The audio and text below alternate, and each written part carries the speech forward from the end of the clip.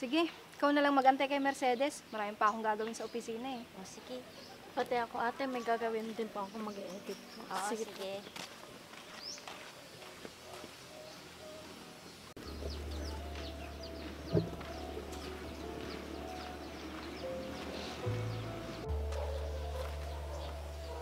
Mercedes, sinong hinahanap mo? Ate, hindi po ba pumasok ngayon si Chris? Hindi ko pa siya nakikita mula kanina. Saan kaya punta yun?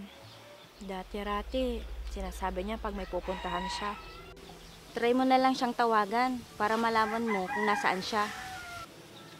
Tama ka ate, tatawagan ko na lang po siya.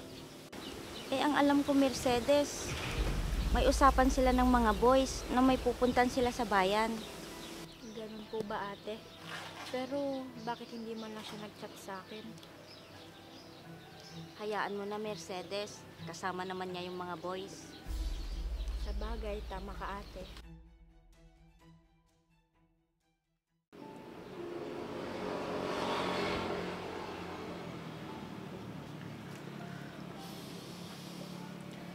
Ba't kaya wala pa si Tito JR? Di pa siguro tapos yung shoot nila.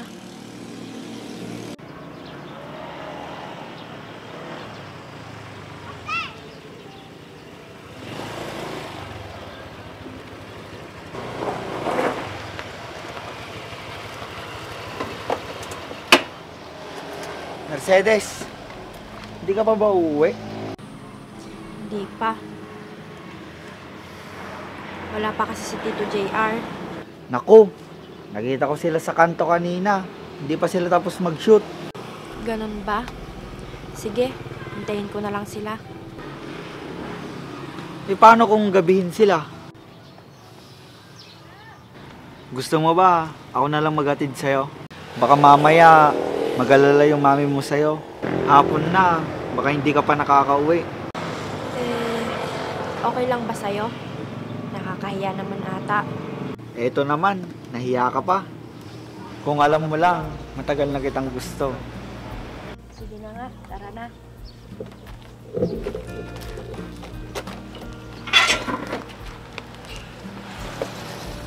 Kumapit ka ng mabuti baka mahulog ka.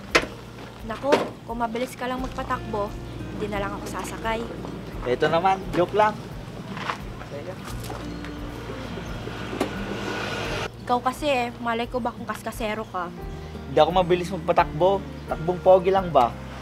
Di nga. Oo, legit yun. Tignan mo.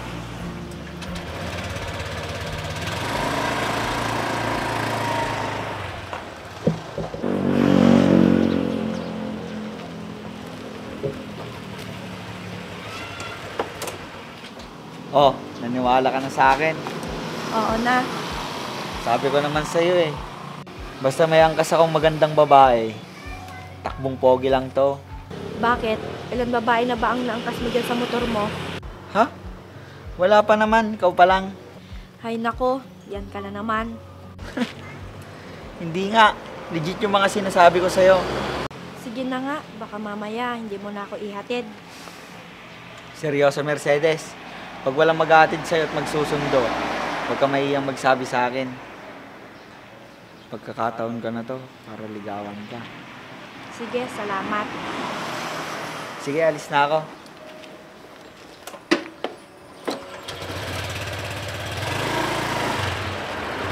Mag-iingat ka ha.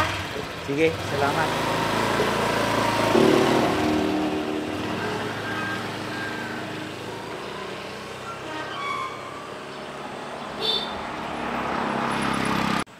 Mercedes, sino yung naghatid sa'yo? Ayun po ba? Si Chris po, kasamahan namin sa trabaho. Bakit siya ang naghatid sa'yo? Nasaan si Tito JR mo? Hindi pa po siya tapos mag-shoot ma. Kami, kanina pa po kami tapos. Nakita niya pong walang maghahatid sa akin, kaya nagkusa na po siyang ihatid ako. Huwag po kayo mag-alala ma. Mabait po si Chris. Sa bagay, mukhang mabait naman ang itsura niya. Hindi po parang, mabait po talaga si Chris. Hoy Mercedes, baka mamaya nanliligaw na sa'yo yun ha? Naman, advance ka naman makapag-isip. Nanliligaw ka agad? Malay ko ba? Ma, pwede ba? Hinatid lang ako ng tao, iba na yung iniisip mo. Nagtatanong lang naman ako, anak. Anong masama doon? O siya, sige na. Pumasok na tayo sa loob at nang makapagpahinga ka na rin. Sige po, ma.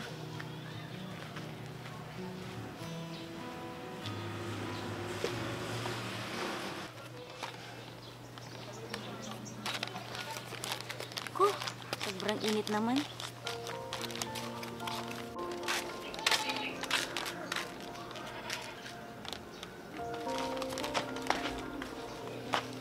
Nako, ang ganda ng ngiti mo ah.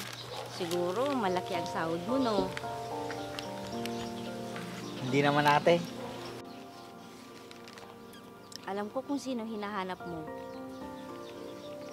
Te, nakita mo ba siya? Oo, andyan siya kanina. Pero baka may shoot yun. Wala siya ngayon dito. Ah, ganun po ba? Okay po. Hoy Chris, umamin ka nga. May gusto ka sa kanya, no? Ate naman, huwag kang maingay. Baka mamaya marinig ka nila. Kantsawan pa nila ako. Eh ano naman ngayon? Binata ka. At siya dalaga. Pareho naman kayong single. Basta ate, huwag mo munang ipagsasabi. May iba nga pala ako ate. Lumabas naman tayo nila ate Ekang. Total, sahod naman natin ngayon. Naku, pasensya ka na ha. Next time na lang. Alam mo naman na busy kaming dalawa, di ba? Kaya sa susunod na lang. Ah, sige ate. Hindi ko pa kasi kayo nakakasamang lumabas kahit minsan. Alam mo naman, ikaw yung forever ate ko.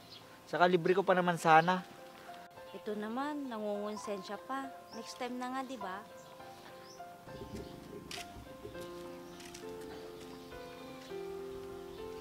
Siya pala ngayahin mo, oh. Aro, ang ganda ng ngiti niya. Iba talaga pag in love.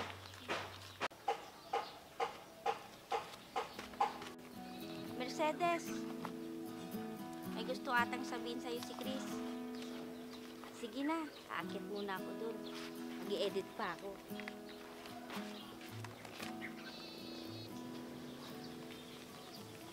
Ano ba yung sasabihin mo, Chris? Eh, uuwi ka na ba? Sana. Bakit? Mercedes, pag wala kang masakyan, huwag ka mayang mag-chat o magsabi sa akin ha. Nako, nakakahiya naman sa'yo. Tsaka isa pa, baka anong sabihin nila. Naku, huwag mo silang intindihin. Palabiro lang talaga yung mga yan. Sige, ikaw ang bahala. Tara, merienda muna tayo bago kita hihatid sa inyo. Saan naman? Kahit sa plaza lang, libre kita. Sige. Sige, tara na.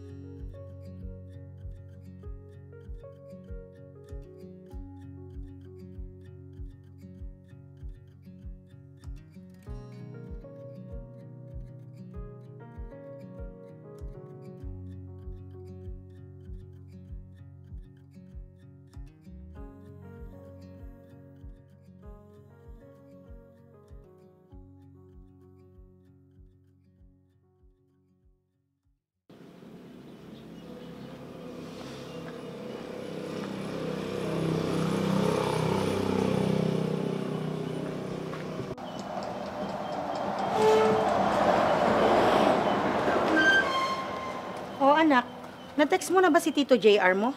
Alam ba niyang may vlog ka ngayon? Opo, ma. Pero hindi po si Tito ang susundo sa akin. Ha? Eh, sino? Si Chris po, ma.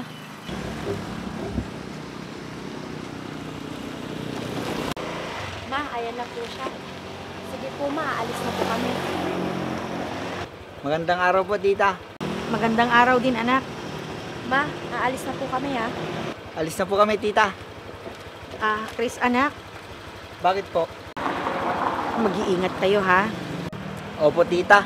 Huwag po kayong mag-alala. Pagsakay ko po si Mercedes, maingat na maingat po ako. Salamat naman, anak, kung ganon. Sige po, tita. Tutuloy na po kami.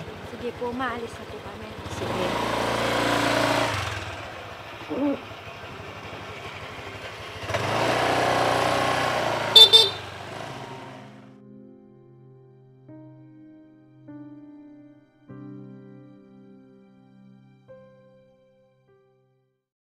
Sige, ikaw na lang magantay kay Mercedes. Maraming pa akong gagawin sa opisina eh. O, sige. Pati ako ate, may gagawin din po ako mag-edit. Oo, sige.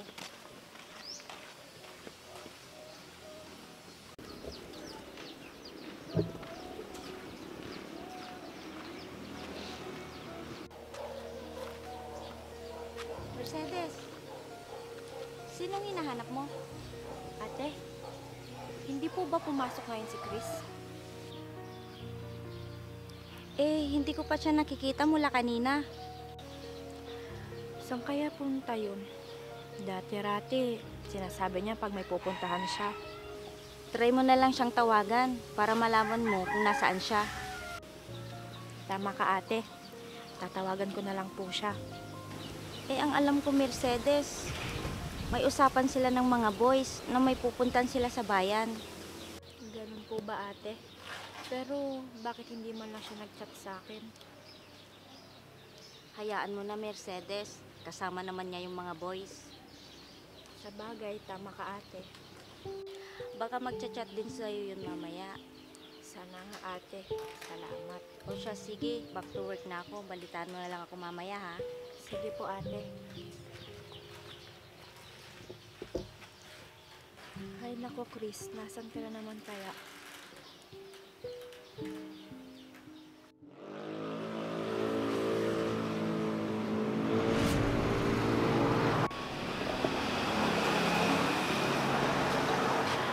Mercedes, hindi ka ba nagbabasa sa GC natin? Hindi pa po. Hindi pa po ako nagbubukas sa cellphone ko. Bakit po, ma? Ay nako, basahin mo nga yung mga messages doon. Ngayon na!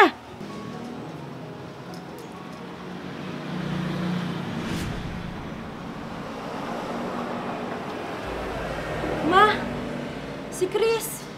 Ano pang ginagawa mo dyan? Puntahan mo na siya!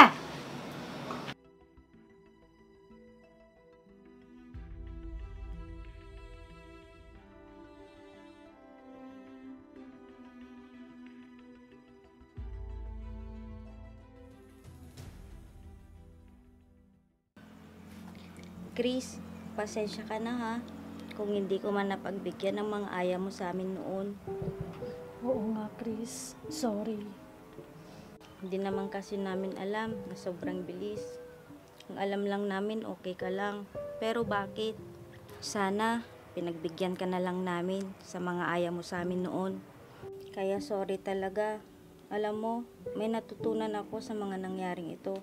Na dapat, pinaglalaanan din ng oras ng isang kaibigan. Dahil hindi natin alam kung may next time pa. At ito na ngayon. Chris, pasensya ka na din kung hindi mo nahintay yung sagot ko. Pero kahit na ganun, alam ko, ramdam ko na naipadama ko naman sa'yo kung gaano ka kahalaga sa akin. Kung gaano ka importante sa akin. At nakita mo ngayon kung gaano kami nahihirapan tanggapin ang katotohanan na wala ka na. Lahat mahirap, Chris. Kahit imposibleng hilingin sa Diyos na ibalik ka sa amin, ginagawa ko yun ngayon. Dahil sobrang hirap talaga.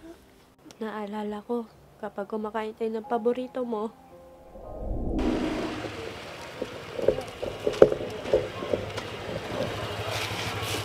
Bakit dito ka umistap, Chris? Halika.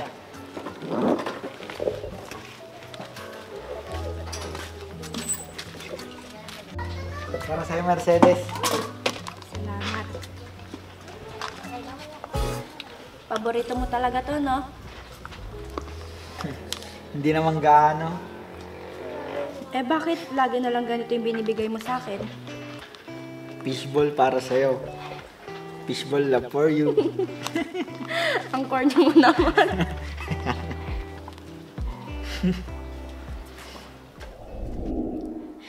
Kaya ito, ipinagdala kita ngayon. Chris, fishball para sa'yo. Alam mo naman yung ibig sabihin ng fishball na yan, di ba? Tahan na, Mercedes. Alam ko, kahit hindi naririnig ni Chris ang sagot mo, naipadamo mo naman ang tunay na nararamdaman mo sa kanya bago siya nawala. Kaya alam ko at alam din niya kung ano talaga siya para sa'yo. Miss na miss ko na po talaga siya, ate. Kami man at lahat tayo, miss na natin siya, legit. At legit din nawala na siya, kaya palayain na natin siya. Para pare-pareho na tayong makalaya sa sakit na nararamdaman natin. Tama si Ate Mira, Chris. Kahit na masakit, pinapalaya ka na namin. Fly high, Chris. Mahal na mahal ka namin. Mahal na mahal ka namin, Chris. Mahal na mahal ka namin, Chris. Paalam, Chris.